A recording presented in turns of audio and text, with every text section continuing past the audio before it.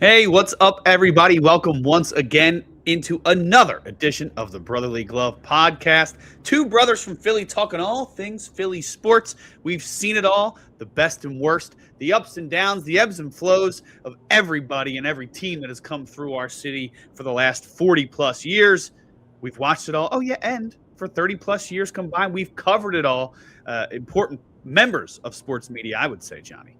Today, we're doing our position previews. So we're going to do positional groups. Later, you will see catchers and infield, DH and outfield. But today, we're going through that dominant starting pitching staff and a revamped bullpen that the Phillies will hope to lean on during the 2026 campaign. But before we get into all that, Johnny, how are we feeling today, man? It's been crazy snow for the last 2 weeks. I know you're a little bit further in the Northeast than I am, so you got a little more than a dusting than I got here today. We're recording on Wednesday, the 25th.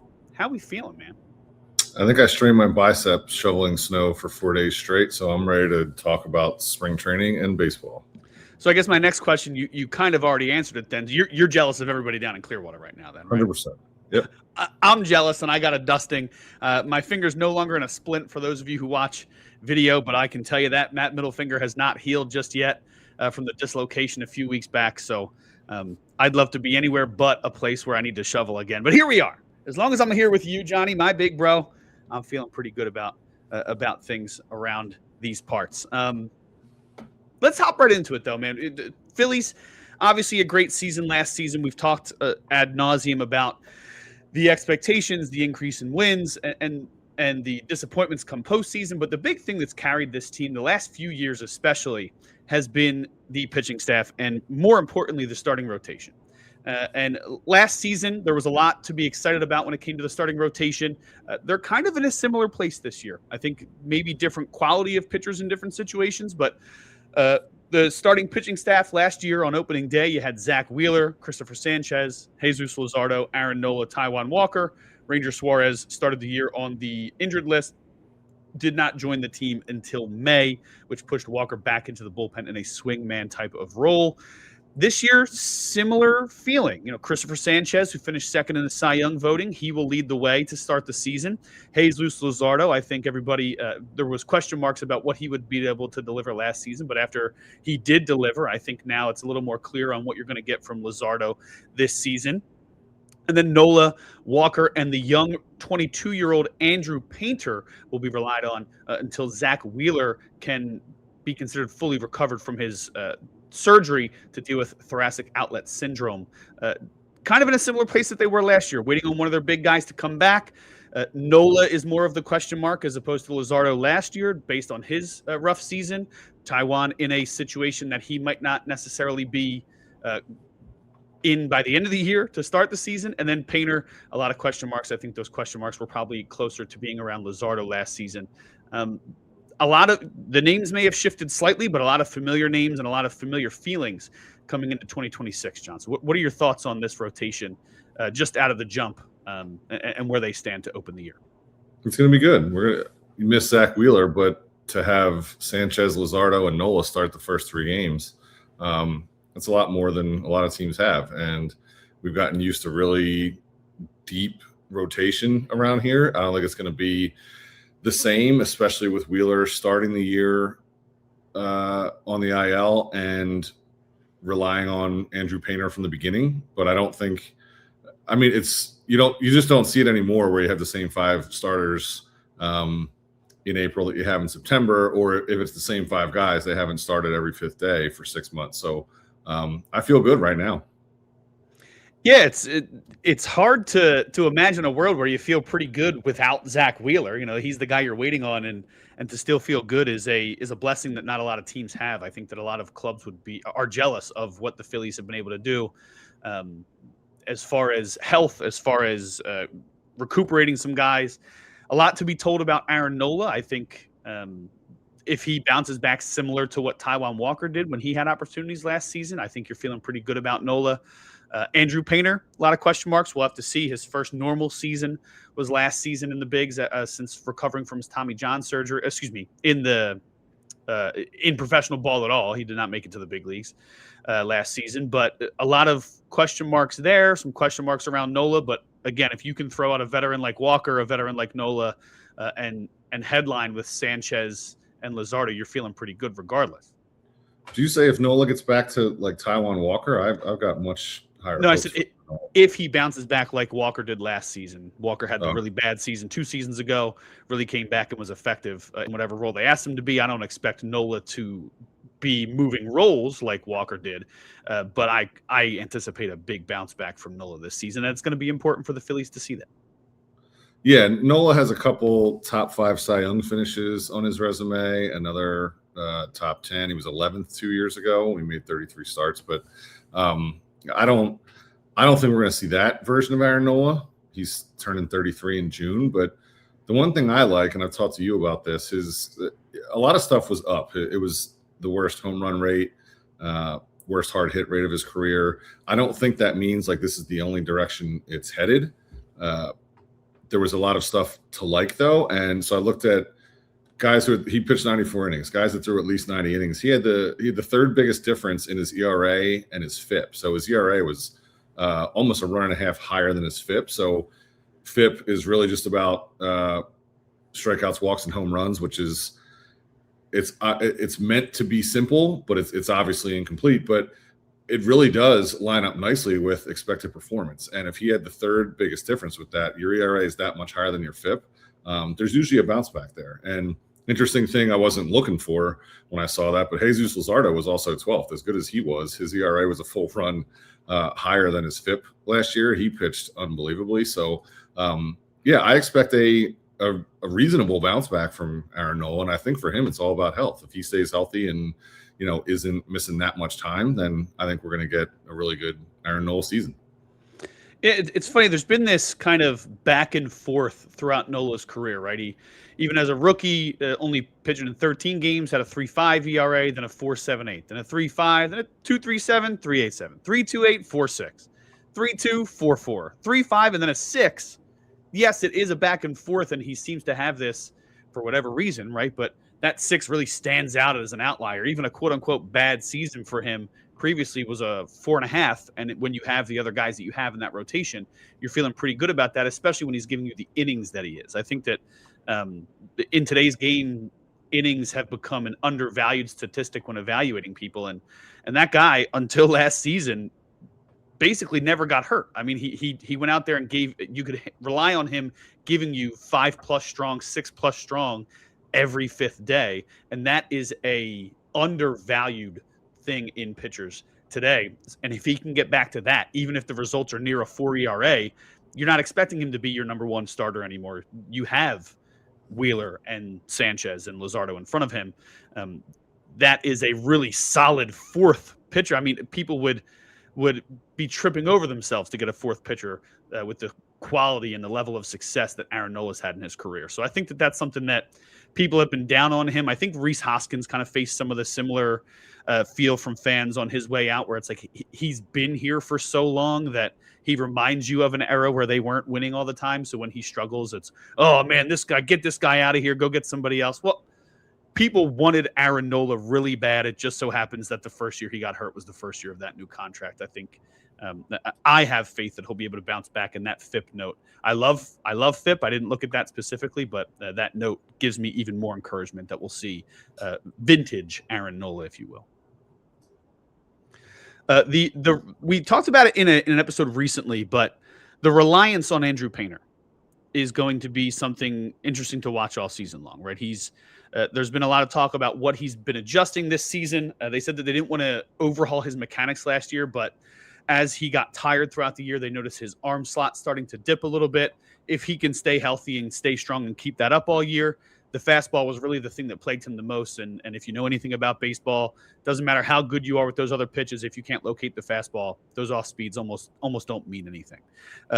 There still is, from both scouts and internal people in the Phillies organization, who feel like he has a near unmatched touch as far as prospects are concerned, and a feel for the spin and his breaking pitches. So if he can get that fastball back, you're talking about an electric arm at the back end that they'll rely on because they don't have the depth behind him. But I mean, to be able to rely on somebody with that much promise should be exciting. And fans have been looking forward to seeing this kid since he was a 19-year-old, almost ready to break camp with the club a few years back. Yeah, I'm excited for him to be healthy and have this shot. I mean, I think even though there was a chance he was going to show up in the major leagues previously, he's still, I believe, 23 years old. I think, yeah, 22 years old. I mean, this is pretty standard. He'll turn 23 on April 10th. So, yeah, I think this is kind of a typical path. He was drafted now 5 years ago out of high school. It would have been really something if he forced his way in. He had the injury setback, and they were right to give him some time, especially with the rotation they're running out last year. My own concern, it's not my concern about a guy like him specifically, and I'm excited to see how he feels and what the reports are coming out of spring when he gets out there. But it's just the idea, what I mentioned before, that he's thrown 133 innings over the last 3 full seasons. And a full season plus playoffs of starts you got to go more than that. Now, I'm sure they've got a plan. And if he's pitching well enough to stay in the rotation, I'm sure there's still going to be a plan or a thought like how to get him a break, essentially. Because I don't know if you want that kid in his first big league season making 30 starts and going into the playoffs, over 160, 180 innings. Now, if things go the way we want them to, they might not need Paitner to start games in the playoffs. Or if he pitches really well, then we're going to be clamoring for him to start early playoffs. I think that could be really a catch-22. But my whole thing is we're not used to this. It is really exciting to have Crawford, to have Paitner, to have Miller so well regarded. But knowing that Crawford and Paitner are going to be there at the beginning, it's really cool when this stuff pays off. But we're also talking about all these increased win totals and 4 straight division titles. There's a heap of expectations on this team. And, I think guys who are going to be at the back of the rotation and the bottom of the lineup are not going to be critical. But we just talked about how even though they've performed really well, we've all talked about how much we thought they needed to improve on certain things. And I just really want to remind myself and others that we need to be prepared to exercise patience on these guys because, for one thing, you have to be patient with young players. But the other thing is you hit on it quick. The same thing for Crawford. I don't know what the answer is if things don't start off well. You don't want to overreact, obviously. I think you got to give a guy 10 or 12 starts. But right now, are we going to be clamoring for whoever the top AAA starter is? Right. If he struggles and Wheeler gets back and if everyone's healthy, then Walker can be the 5th and you can give Paitner a breather. But just the way it's set up, he's one of their top 5 starters right now. And I believe if nobody's pitching poorly, when Wheeler's back in the mix and everyone's healthy, you're going to want Paitner over Walker. Maybe the way to stretch guys out is to have them all 6, or you sporadically get Walker in there and keep people fresh, which they've done versions of over the past couple of years. So. Yeah, I'm really excited to see this kid pitch and let it loose, especially if he's healthy. But I think there's got to be, in the back of everyone's mind, he's 23 years old and has thrown 133 professional innings the last 3 years. There's got to be a lot of uncertainty. I'd imagine there's uncertainty in his mind.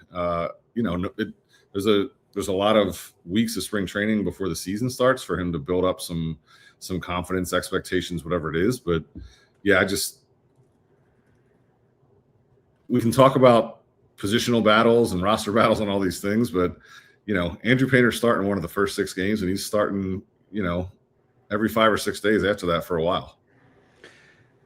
Definitely. And like you said, I think you got to give him the grace. Everybody sees what young kids like Mizorowski and Skeens are doing. And yes, Painter at one point was in their stratosphere when it comes to prospect rankings, but prospect rankings don't necessarily mean immediate MLB success, right? And I think that knowing how little he's pitched over the last few years, you need to give the kid some grace to adjust. I'm willing to do that. I'm sure that there's going to be plenty of people clamoring if he struggles out of the gate to not give him that grace, but I'm not going to be one of those guys, And I think it was a nice reminder. Dombrowski was on one of the radio stations in Philadelphia this morning in spring training, And he's like, I want to remind everybody, like, people bring up that I was with the Tigers when a young stud pitcher came up in Justin Verlander. He's like, you know how rare it is for a 23-year-old to win 17 games in their first full season? Like, let's make sure that we're understanding the expectations. And like, he kind of hinted at, I'm not going to say it's not a direct quote, but he kind of hinted at what you just said. Like, the kid has barely pitched and we have arms in front of him. He is not the headliner, and we need him to succeed in order for us to succeed as a team this season.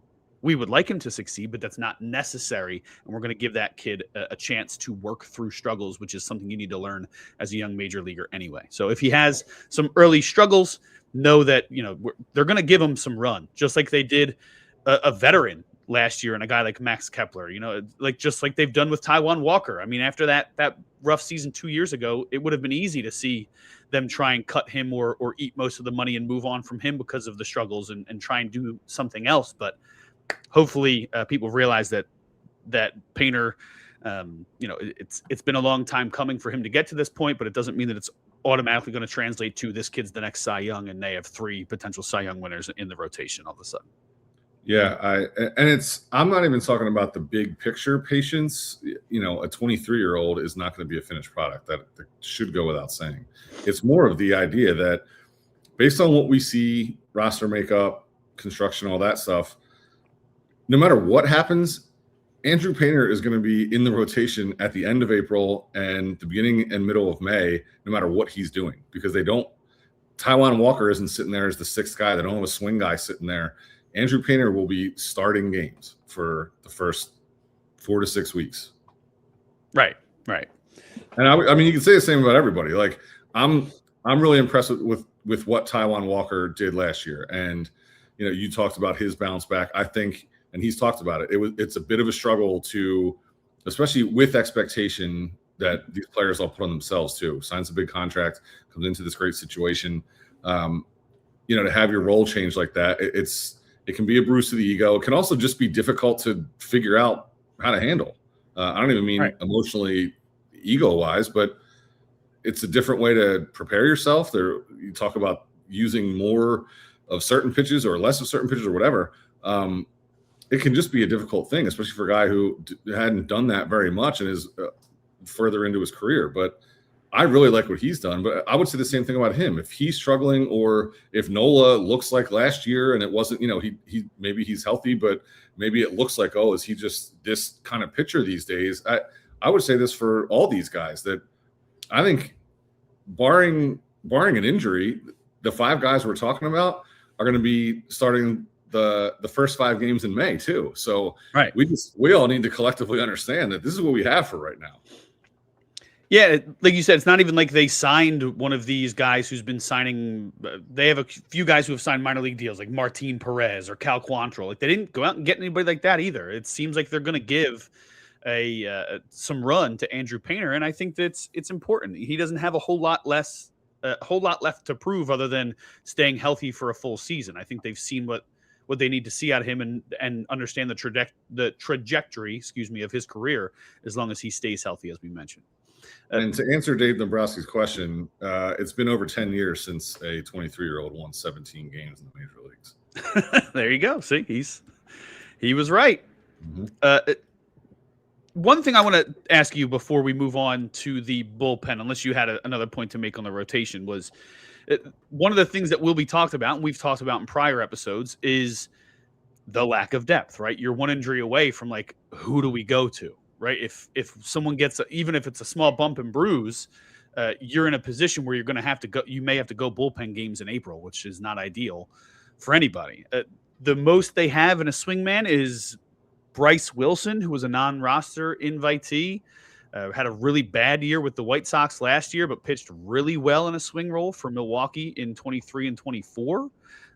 Made 9 starts, but had 87 appearances over the 2 seasons with a 3.42 ERA. Now he had a 6.65 last year for the White Sox. So take that for what you will. But the White Sox, I think everybody kind of struggles with them as of late. So it'll be interesting to see. He's really the only guy. I mean, Michael Mercado, do you go back to that? Seth Johnson's kind of gone back and forth between 2 different roles. They don't really have anybody. Would you like them to take a flyer on a guy if they're willing to sign a minor league deal? And if so, did you have a name in mind? Like there's guys like Nestor Cortez is still out there. Lucas Giolito hasn't signed a contract yet. No, I hadn't looked at the names, so I don't have anyone in mind. But yeah, I would always love that. And the struggle with that is always it sounds, everyone says the cliche, you can never have too much pitching. You're right.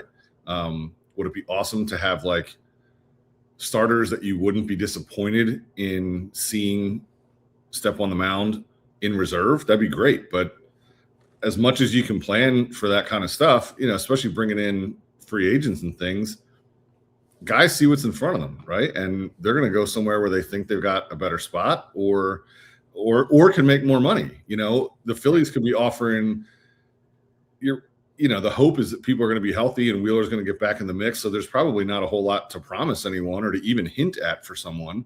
And especially where they are budget wise, if a team has the same outlook for number of starts, but they can double their offer, a lot of guys are taking that anyway. So it's not as easy as just that, like, you can never have enough pitching. Why don't they have guys lined up? Well, there's reasons for that, So we've had a great luxury over the last few years, and I want to make sure that we're all like ready to understand that it's not going to look the same. But you don't bank on injuries, but you have people now. I don't know the last time a team had the same 5 guys make all starts, but they're going to be fine. They've got number of guys, and at some point, if you have to get starts from guys who high ERAs, bounce around teams, swing back and forth, you do that for a little bit. And like, as much as we're talking about this, I mean, you're still talking about 5 innings a game every 5 or 6 days. So the Phillies are in a good spot, and having the hope of Paitner kind of coming to the forefront now and turning it into reality is cool and exciting for a group, a team, and a fan base that hasn't had a lot of that fresh blood soon, recently. So it's going to be cool. Yeah, should be exciting to watch. Painter's going to be he's the person I'm most interested in watching all of spring, to be honest with you. So I'm pretty excited about him. And again, Phillies fans, instead of being like, oh, we're going to rely on this kid like the radio wants you to feel, just do yourself a favor, take a deep breath, and remember what it was like in bad years and you got excited by Aaron Nola and they had like a New Orleans themed night at the ballpark every time because it was the only promising moment. Well, there's more promise, more hope, and he's being added to a star-studded team instead of the only thing worth viewing. Remember those times, put yourself back in that moment, and remember that it's an exciting time here in Philly, not Painter is the only excitement down at Citizens Bank Park. And I'll say this, Nola and Wheeler are both like in the top 3 or top 5 in pitches and innings going back a number of years. You don't want injuries to happen. You don't want health scares to happen like, what Wheeler's dealing with. But those guys their arms are going to be a little fresher than they're used to being. And there could be some positive coming from just, getting to get away from it for a little bit. Guys that never missed starts, never missed innings, and piled them up over a long period. So yeah, you're never rooting for that, but almost no pitcher goes through his whole career without having to sit down for a bit and nurse back to health. So if I'm looking for a positive there, I think both of those guys when they're back are going to be fresher than they've been in a long time. That's a good way to look at it. I like that, Jhoan. I like that. One thing that I hope on the way before we transition to the bullpen, I don't think they need to go get a marquee name, but I hope that as the market for the remaining starting pitchers plays out, that you see 1 or 2 veteran guys who are willing to accept a minor league deal, that they can grab somebody to prepare themselves just in case an injury occurs. So you mentioned some names. Who do you have in mind? Well, I mean, Frankie Montas is an interesting name. He's been a guy who's done both before. I know that he's not his numbers have been inconsistent, but the longer he hangs out there, he's 33. A lot of the guys are in their mid to late 30s, so he's a little bit of a younger guy. Nestor Cortez is the guy who I've been paying the most attention, or not paying the most attention to. The guy I hope I see his name pop up in the Phillies transaction list is Tony Gonsolin. I think that he showed a lot of promise with the Dodgers for a couple seasons there, and a lot of his development or his success was stunted by injuries. And whatever the Phillies have been doing with pitchers, especially bringing pitchers in from other organizations, they have been able to get to the root of problems, get these guys healthy, figure out what their issues are, and try and get the best out of them. So I would like to see, if I'm picking one name, I like Tony Gonsolin as the guy that the Phillies get as a sixth long man or that depth piece in the minors. I like that. Yeah, he's an interesting case. There was some, like, I thought it would have been cool to bring back Walker Buehler. He signed a minor league deal with San Diego.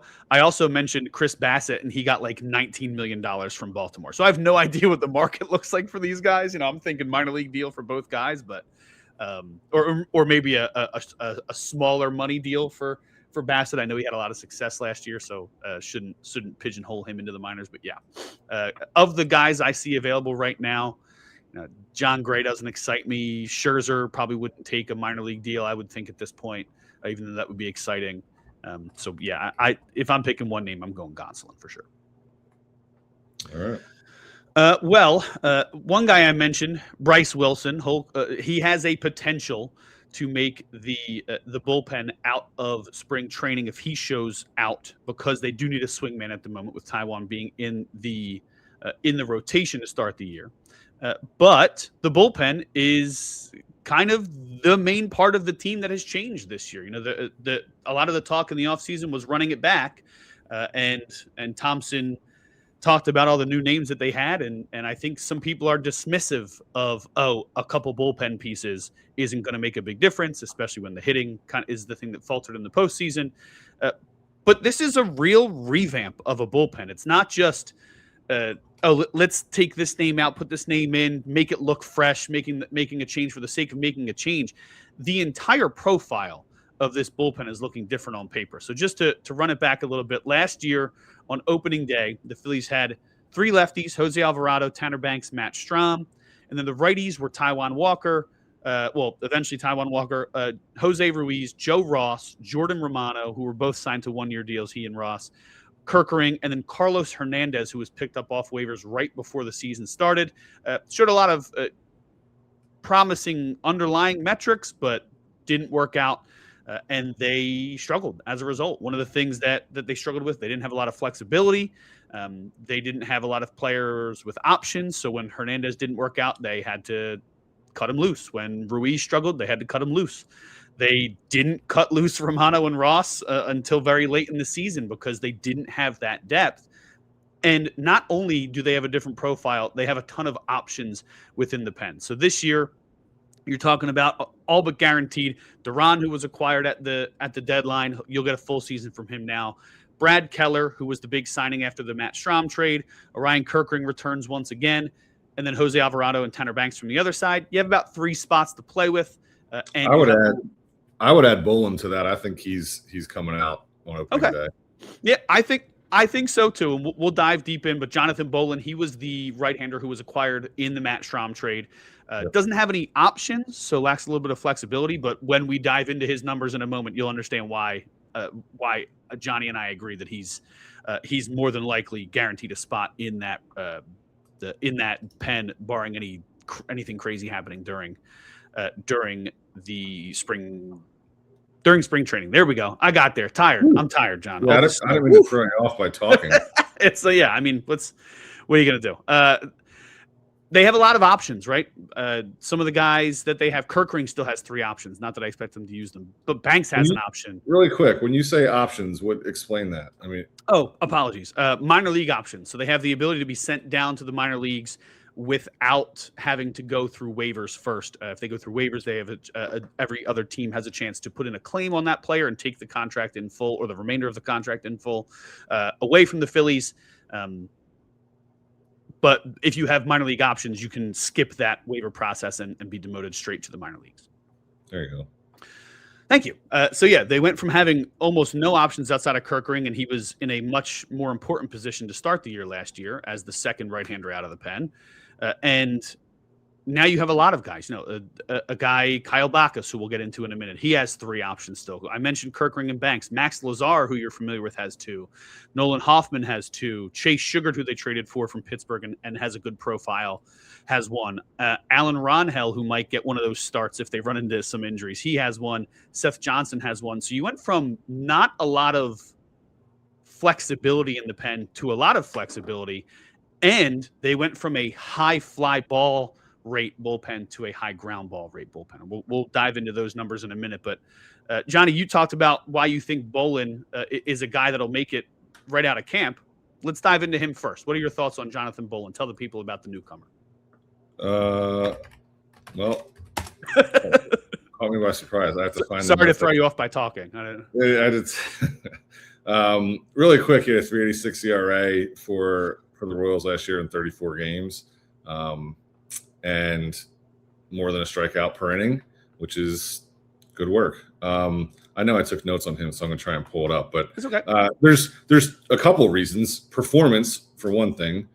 The transaction and the way they got him for another. And what you mentioned, which I didn't, you're more on top of than me. If he doesn't have any options, I think he's a guy like that's going to start the season on the roster. Yeah, and his profile looks good. Despite not having options, he still has 5 years of team control left, which is very rare. He's making less than $1 million a year at the moment, so that's promising. 5-pitch mix out of the bullpen. A lot of times, guys will limit their mix in the bullpen, but he uses it strategically. He has his 4-seamer, then he uses the sinker changeup against lefties more often, and his slider and his other breaking pitch against lefties against righties more often to break away from them. So a lot of he uses his mix strategically. And I mentioned it briefly, the ground ball rate is huge, but his 4-seam fastball, again, a lot of people don't know much about this guy.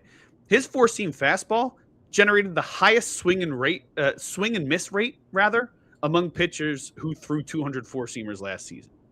43.5% of the time, hitters swung and missed at his 4-seamer.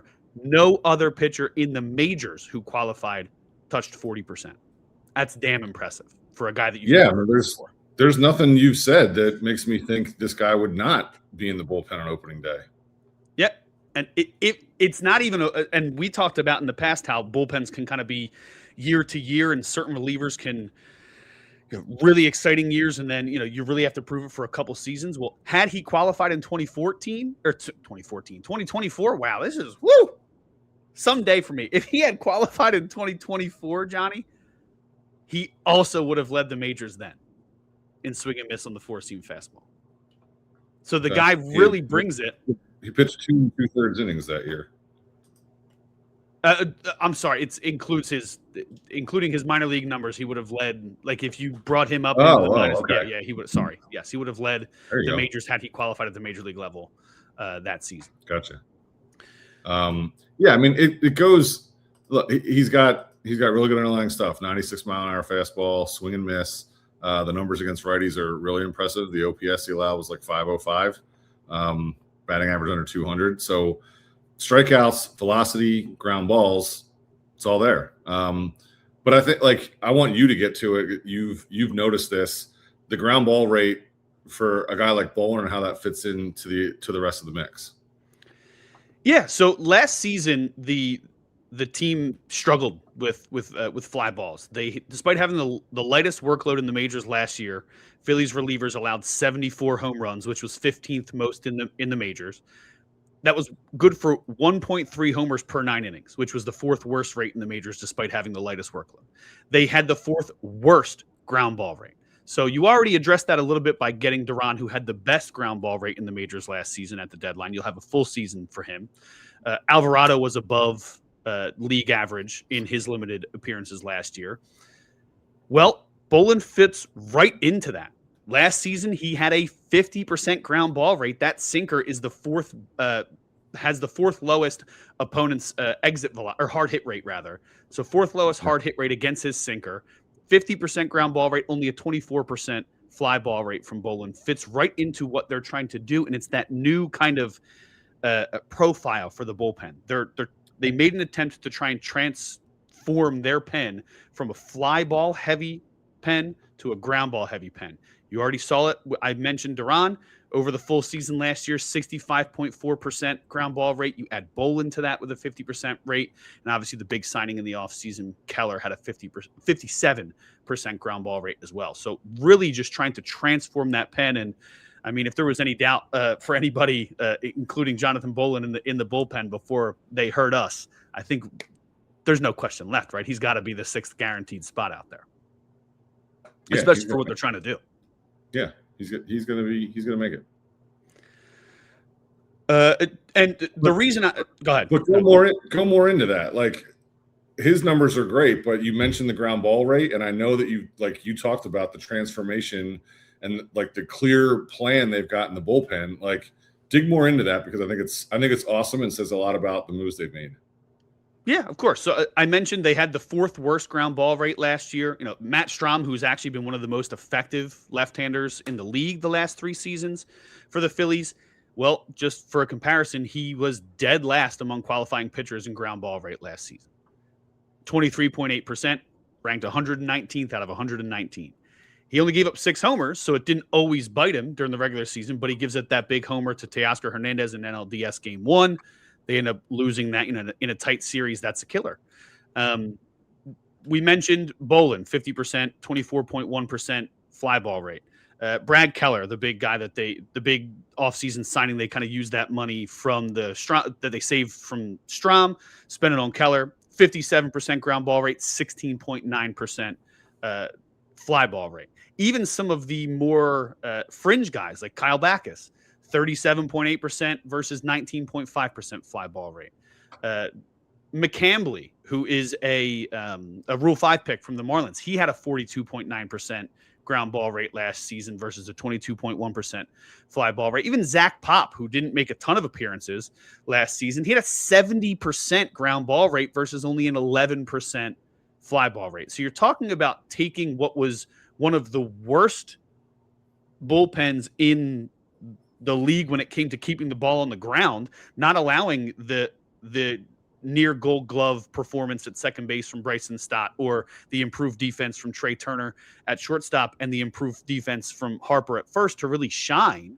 And you are now putting those guys in more advantageous positions. They are going to be able to show what they can do. You're going to see an increased rate of not only just ground balls, but double plays as a result. Probably more getting a lead runner, because you're putting the ball in play on the ground as opposed to having to worry about those fly balls translating to home runs. So it's a really an evolution of this bullpen. Despite you not knowing a lot of these names, they had a very clear vision for what they wanted this bullpen to be, and they made every attempt to acquire people who would give them that profile and that ground ball profile for this. Yeah, I think like they kind of, in 2 ways, they did it with, they kind of turned Strahm into 2 guys. They moved Strahm out, got a decent, younger guy, or at least younger in his career, back in Bowlan, and they used the money from Strahm to, like, on the books to go sign Brad Keller. So they essentially turned one guy into 2. The money isn't exactly 1-to-1, but you mentioned it, and like the guys who were in the bullpen at the beginning of the year, who pitched a bunch, Romano and Ross and Strahm, and now you look at Duran, who they got at the deadline, and then add these 2 guys. That's like the 3 guys. The 3 guys last year combined for like a 35% ground ball rate or something, and the 3 new guys, including Duran, are around 50%. All 3 over 50%. Like, you're right. That's a clear vision. And I think the cool thing is they're not like, these are still really effective major league relief pitchers. These aren't like ground ball specialist artists who do something weird and that's their only skill. They're getting guys that throw the ball hard, that prevent runs, that strike people out, and they do it when balls are put in play. They're primarily put in play on the ground. And it's great to target people like that and to figure out a way to build the bullpen this way. I think it's going to pay dividends big time. Yeah, and I think that when you talk about how good Harper's been at first base in limited time there, and how good Stott is, and Sosa, and improved Turner was last year, and you hope that can continue, and boom. Well, one way to take advantage of that is by forcing the opponent to put the ball on the ground. And the starting pitchers have been pretty effective at that outside of Aaron Nola. in recent years, the pen became a problem. Each year, their fly ball rate got worse over the last 3 seasons. Well, they knew that was a problem and they addressed it. So you might not know who these guys are. You might feel like it's running it back, but they transformed an entire position on the team despite winning 96 games last year. Yep, they went and did what you have to do to win championships. And right now, according to Fangraphs projected WAR, they would have the 4th best bullpen going into the season. Only the Padres, Dodgers, and Rays are expected to get a higher WAR from their relief pitchers. Yeah, I think Duran's expected to get the 2nd highest WAR behind Mason Miller, right?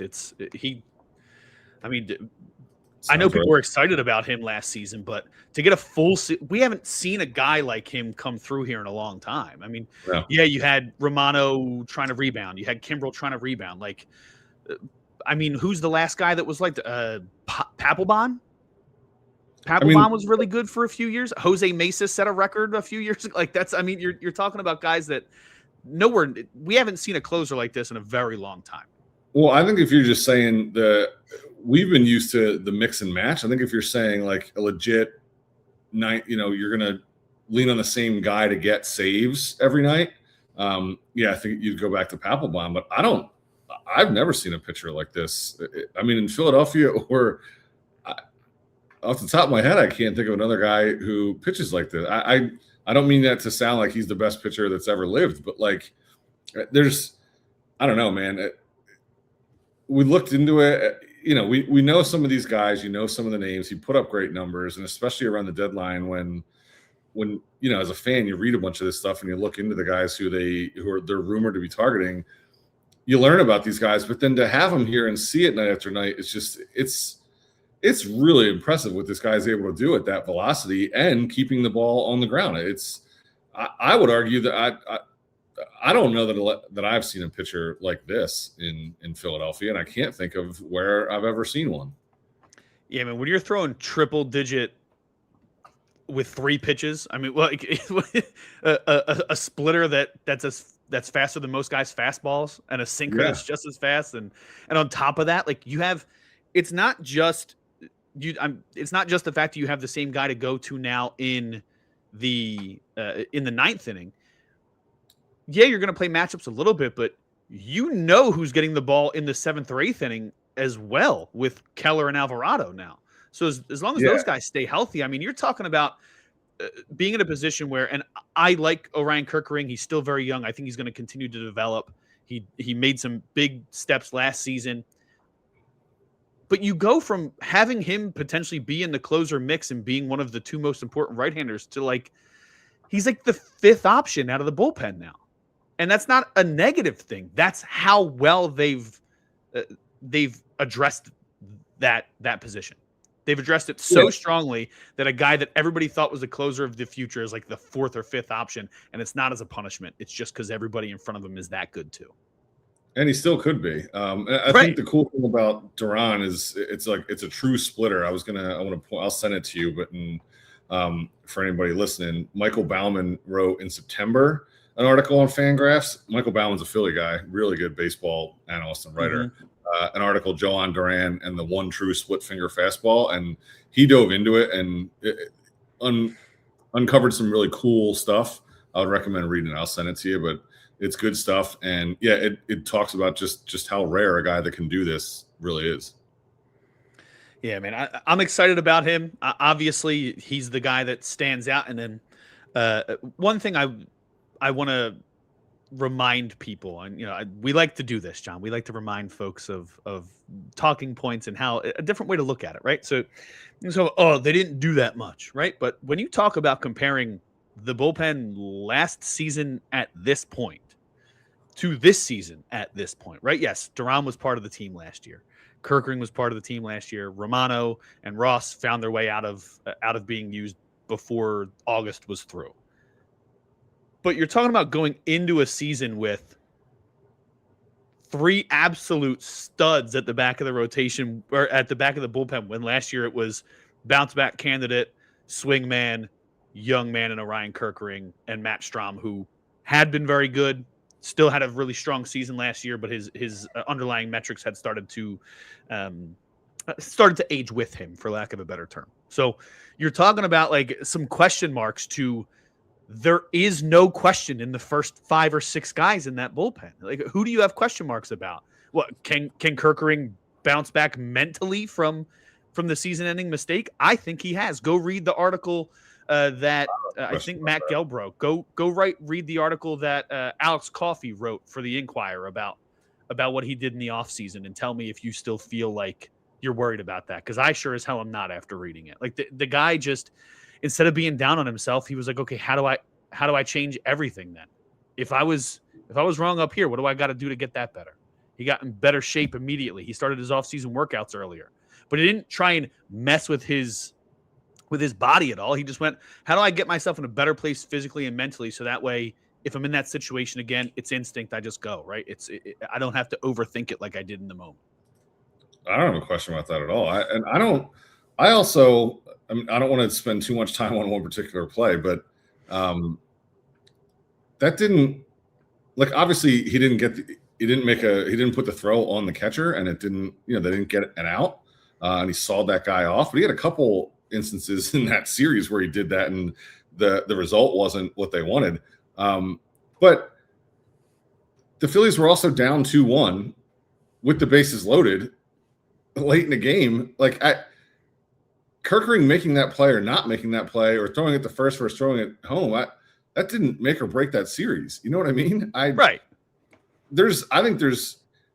It stands out because it ended the series and ended the season, and that's the last image of what overall feels like a disappointing result to a season for a team that won the division, won 96 games, been on the ascent, and still hasn't won a World Series in this time frame.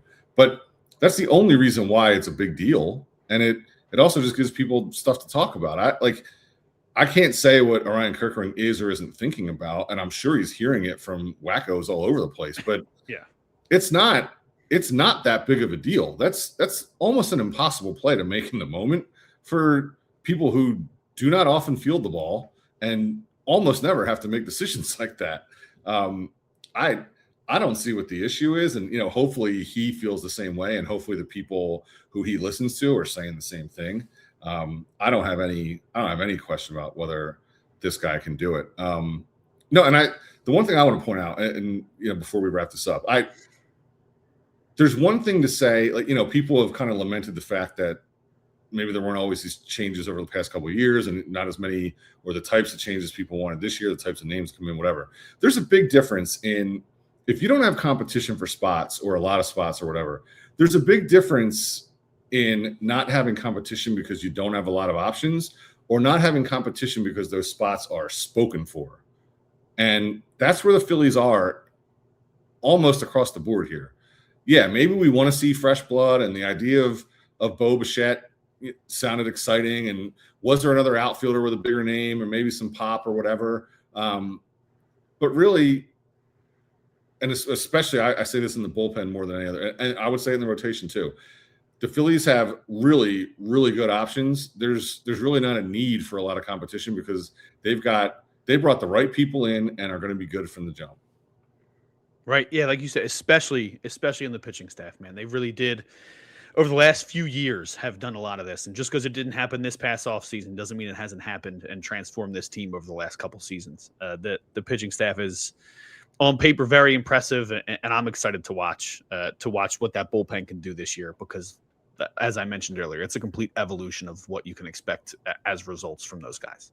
They're fourth in projected Fangraphs WAR from the rotation. They're fourth in projected Fangraphs WAR from the bullpen, and they're third in projected Fangraphs WAR from all of their pitchers combined.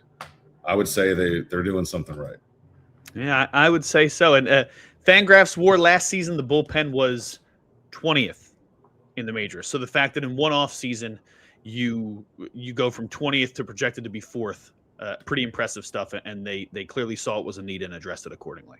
Yep. So I am most confident in both portions of the pitching staff, the rotation and the bullpen, as spring gets underway.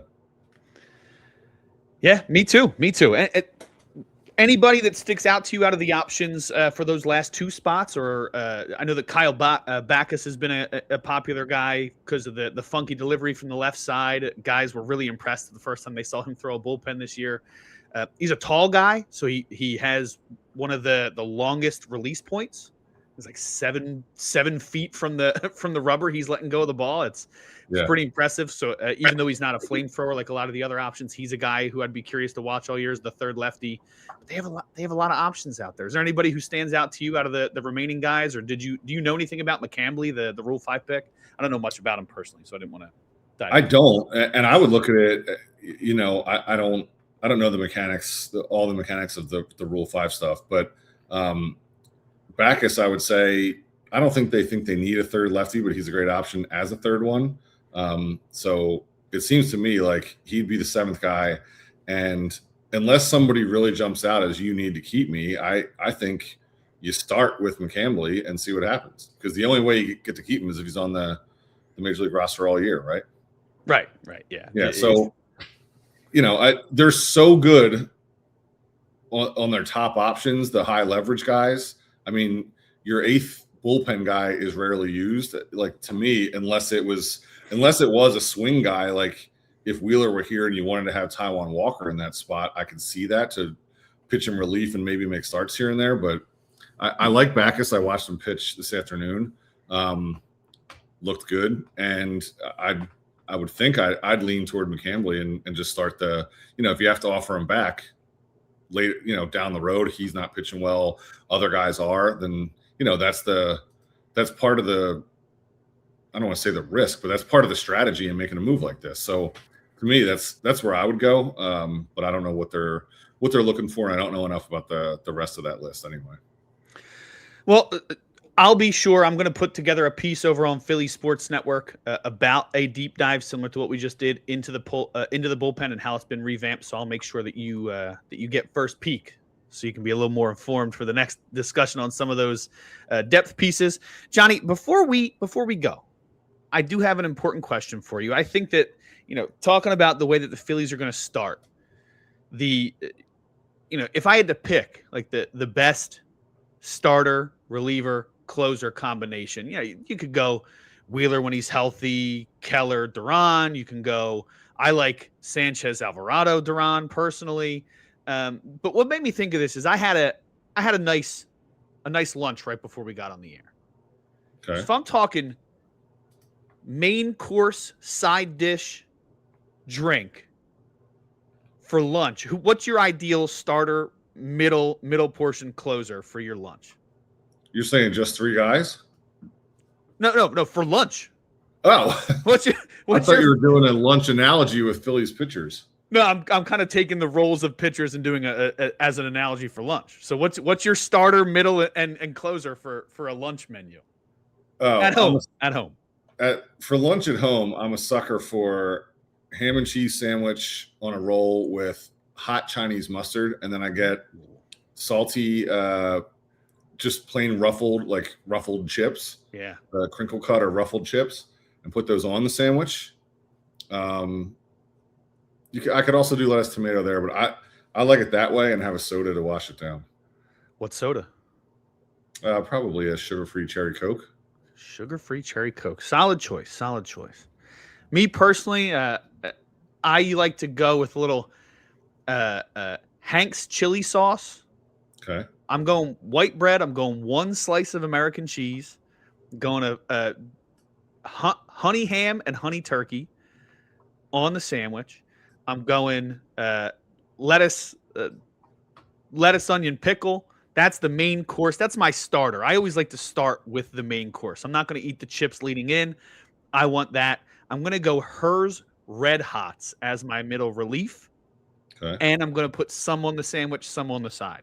Gives that little extra spice, but I don't want to make the sandwich too wet with the sauce and then putting hot sauce on top. So I'm going Red Hots on there, finishing it off with a nice Dr. Pepper cream soda. Wow. Yes, sir. So starter, reliever, closer, ham, turkey, and cheese, Hers Red Hots, and a little Dr. Pepper and cream.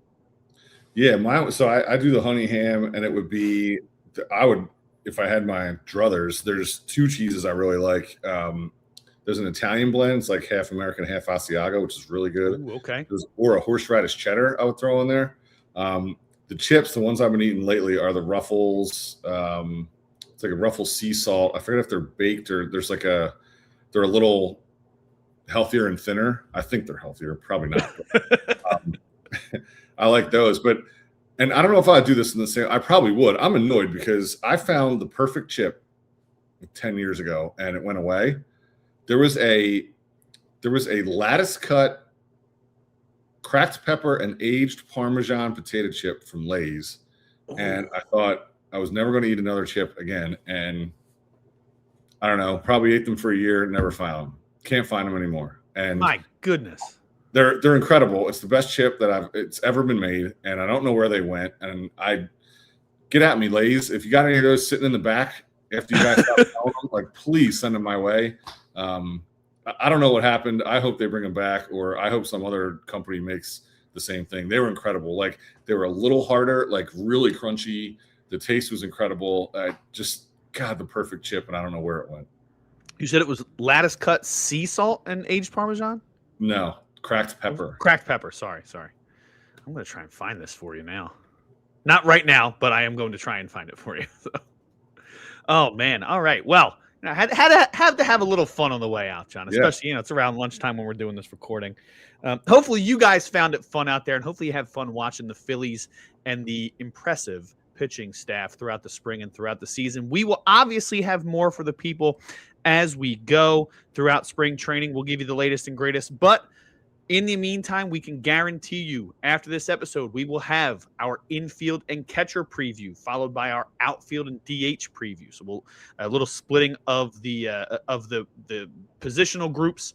We'll have those coming up for you shortly. Anything else for the people on the way out, Johnny? No, can't wait to keep talking. Can't wait to keep talking baseball as I look out the window and see mounds of snow everywhere. Can't wait to keep talking baseball and snacks, baby. Love it. Johnny, love you. Love the fans out there. We love the game. Appreciate all the love and support. Like and subscribe where you can. You can follow us at Brotherly Glove Podcast on Instagram, at Bro Glove Pod on X or Twitter. We will post everything there. You can find us on all of our on your favorite podcast app, whether it be Spotify or Apple Podcasts. We're there, and we'll have the YouTube videos up as we go. Once again, appreciate you guys tuning in for another edition of Brotherly Glove. We'll see you later this week in the next positional preview.